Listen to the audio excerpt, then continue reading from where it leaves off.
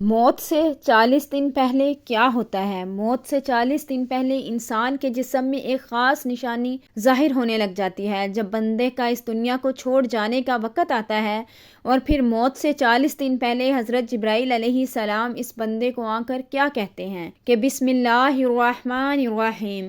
ایک مرتبہ ملک الموت یعنی حضرت عزرائیل علیہ السلام حضرت یعقوب علیہ السلام کے پاس پہنچے تو حضرت یعقوب علیہ السلام نے پوچھا، کیا تم میری روح قبض کرنے کے لیے آئے ہو یا مجھ سے ملاقات کرنے کے لیے آئے ہو؟ تو ملک الموت نے عرض کیا کہ اے اللہ کے پیغمبر، میں روح قبض کرنے کے لیے نہیں آیا ہوں بلکہ میں تو آپ سے ملاقات کے لیے آیا ہوں۔ تو حضرت یعقوب علیہ السلام نے فرمایا، ٹھیک ہے، لیکن جب تم میری روح قبض کرنے کے لیے آؤ تو کوئی قاصد میری طرف روانہ کرنا، کوئی پیغام میری طرف بھیج دینا۔ تو ملک الموت نے کہا کہ میں جب بھی آپ کی روح قبض کرنے کے لیے آؤں گا تو اس سے پہلے 2 یا 3 قاصد کو آپ کی طرف روانہ کروں گا اور وہ آپ کو اطلاع دے دیں گے۔ چنانچہ ایک وقت آیا جب ملک الموت حضرت یعقوب علیہ السلام کے پاس اچانک آ گئے اور روح قبض کرنے کی بات کہی تو حضرت یعقوب علیہ السلام نے فرمایا کہ تم نے تو مجھ سے کہا تھا کہ میں کوئی قاصد بھیجوں گا، کوئی پیغام دینے والے کو آپ کے پاس بھیجوں گا، آپ اچانک روح قبض کرنے نہیں آؤ گے۔ تو ملک الموت نے کہا کہ میں نے آپ کی طرف قاصد بھیجے تھے اور وہ بھی 3 قاصد بھیجے تھے۔ حضرت یعقوب علیہ السلام نے کہا، وہ کون سے قاصد ہیں؟ ملک الموت نے فرمایا، پہلا قاصد یہ تھا کہ داڑھی اور سر کے بال جو سیاہ تھے وہ سفید ہونے لگے۔ دوسرا قاصد میرا یہ تھا کہ آپ کے جسم میں جو طاقت و توانائی تھی وہ آہستہ آہستہ ختم ہونے لگی اور آپ کے جسم میں کمزوری آنے لگی۔ تیسرا قاصد میرا یہ تھا کہ آپ کی کمر جو بالکل سیدھی تھی وہ آہستہ آہستہ جھکنے لگی۔ تو یہ 3 نشانیاں ملک الموت نے بتلائیں اور ملک الموت یعنی حضرت عزرائیل علیہ السلام نے فرمایا کہ ہر مرنے والے کے پاس تقریباً میرے قاصد آتے رہتے ہیں، لیکن لوگ ان کو نہیں سمجھتے، لوگ ان کو نہیں مانتے۔ اگر مرنے والا بندہ اپنی زندگی میں نیکی تقوی میں مشہور تھا، پھر اس کی موت کے بعد اس کا چہرہ خوبصورتی سے چمک اٹھا، تو یہ ایسی علامت ہے جس سے اچھا تاثر لیا جا سکتا ہے اور اس پر خیر کی امید کی جا سکتی ہے۔ مثال کے طور پر مرنے کے بعد لوگ اس کی تعریف کریں اور اس کے لیے دعائے خیر کریں تو یہ اس کے نیک ہونے کی نشانی ہے۔ اسی طرح زندگی میں اچھے لوگوں کی صحبت بھی انسان کے نیک ہونے کی نشانی ہے۔ حسن خاتمہ کے بہت سے اسباب ہیں جن میں اللہ تعالیٰ کی اطاعت پر استقامت، اللہ تعالیٰ کے بارے میں حسن و ظن، سچائی، پرہیزگاری، توبہ، موت کثرت سے یاد کرنا اور دنیاوی چاہتیں مختصر کر دینا، آخرت کی فکر اور نیکوکار لوگوں کی صحبت قابل ذکر ہے۔ پیارے بہن بھائیوں، روح جب جسم کو چھوڑنے کے لیے بالکل تیار ہو یعنی موت سے تقریباً 24 گھنٹے پہلے، تو ہاتھوں، پاؤں، گھٹنوں کی جلد پر محسوسات ختم ہو جاتی ہیں اور ان کا رنگ بدلنا شروع ہو جاتا ہے اور یہ نیلا یا ارغوانی رنگ اختیار کرنا شروع کر دیتا ہے۔ یہ نشانی وہ واضح نشانی ہے جس میں سانس اکھڑنا شروع ہوتا ہے اور بے ترتیب ہوتا چلا جاتا ہے اور دھیرے دھیرے بجھ جاتا ہے۔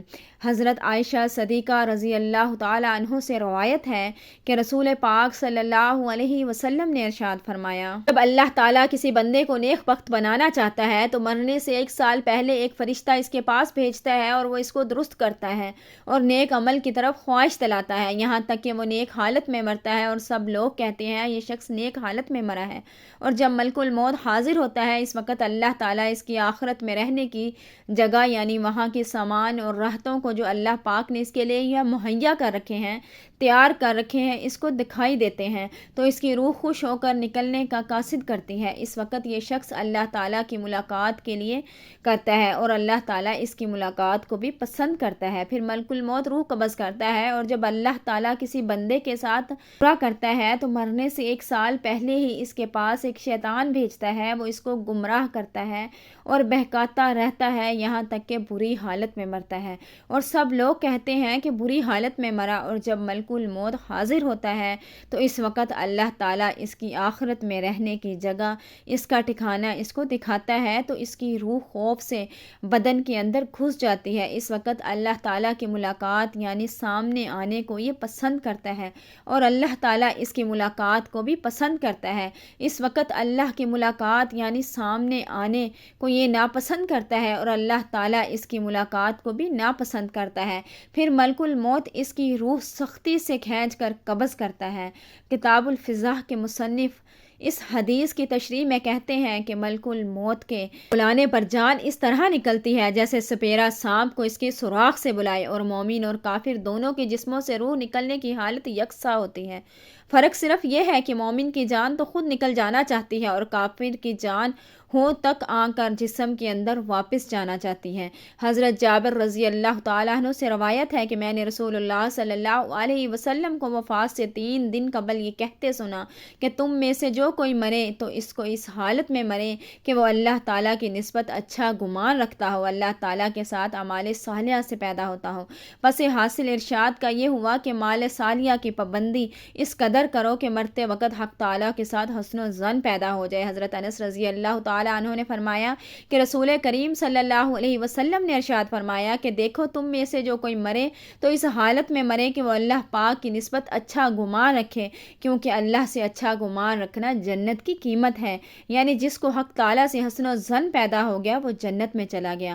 روایت ہے حضرت عمر رضی اللہ تعالیٰ عنہ سے فرمایا کہ رسول کریم صلی اللہ علیہ وسلم نے کہ جب اللہ تعالیٰ کسی بندے کو دوست رکھتا ہے اس کو کرتا ہے شہد جیسی خوشگوار چیز پیدا کر دیتا ہے، یعنی اعمال صالحہ اور اخلاق حسنہ کی توفیق عطا فرما دیتے ہیں۔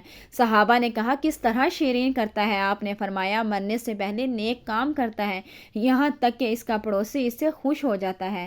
حضرت سلیمان فارسی رضی اللہ تعالیٰ عنہ سے روایت ہے کہ میں نے رسول کریم صلی اللہ علیہ وسلم کو فرماتے سنا کہ میت کو موت کے وقت پیشانی سے اگر پسینہ آئے، آنکھ سے آنسو اور ناک کے سوراخ کشادہ ہوں تو یہ اللہ کی رحمت ہے جو اس پر نازل ہوئی ہے۔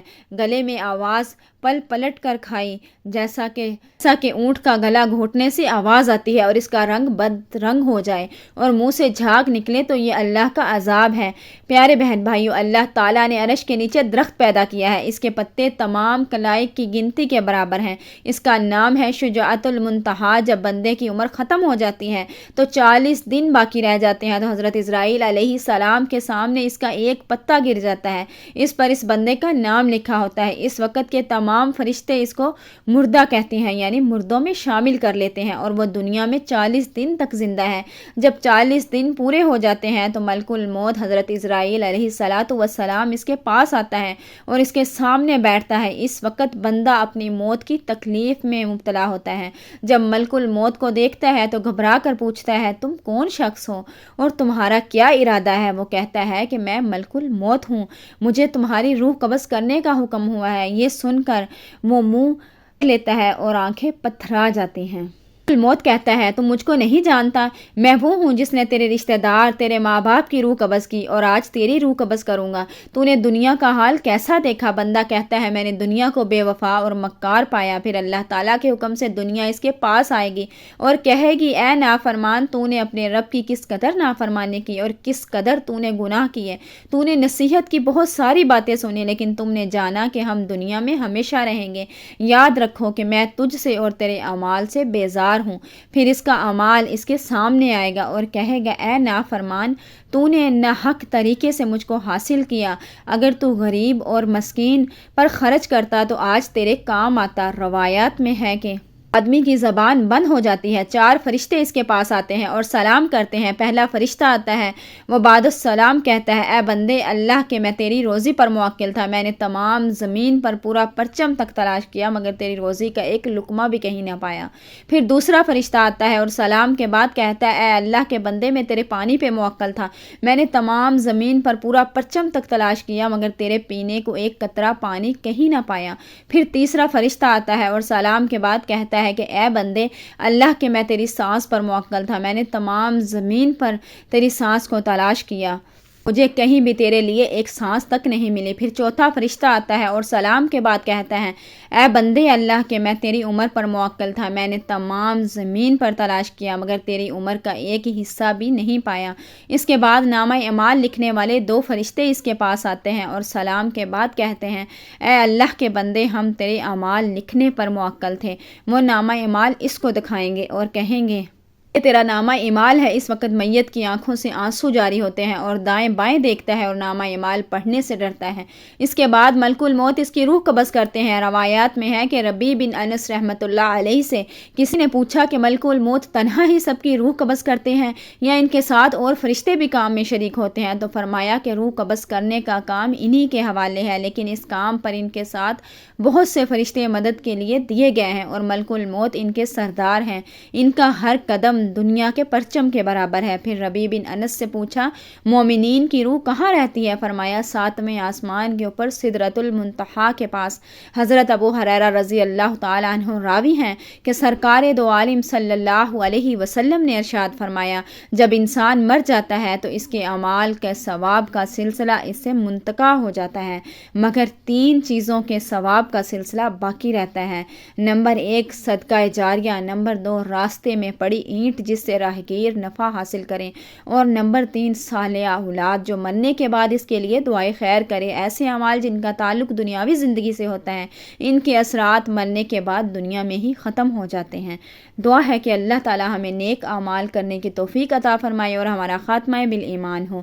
امید کرتے ہیں آپ کو آج کا خوبصورت سے واقعہ ضرور پسند آیا ہوگا۔ اگر ویڈیو پسند آئی ہے تو لائک شیئر اور کمنٹ ضرور کیا کریں اور چینل کو سبسکرائب نہیں کیا تو پلیز ہمارے چینل کو سبسکرائب کر دیں۔